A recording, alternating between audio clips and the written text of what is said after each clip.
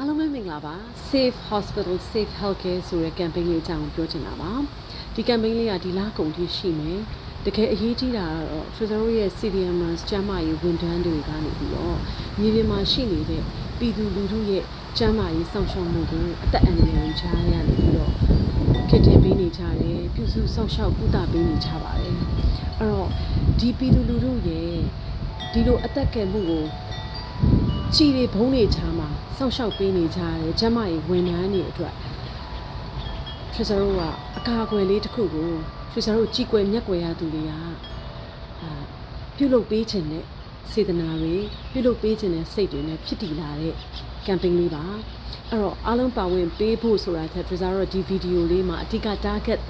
လုပ်ချင်တာကတော့ကျွန်တော်တို့မြန်မာပြည်ဖွာပြပအတီးတီးမှာရောက်နေကြတဲ့ပြည်သူတွေရဲ့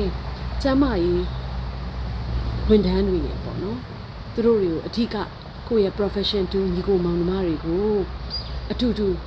နိုင်ရဝင်ကိုကုထမ်းပေးဖို့ဆွေးတောင်းဆိုချင်တာပါဆွေးအပါအဝင်ကျန်းမာရေးဝန်ထမ်းအားလုံးမြန်မာပြည်ဖွာနိုင်ငံရဲ့ခြားဒေသအသီးသီးမှာရောက်ရှိနေကြတဲ့သူတွေအားလုံးဟာ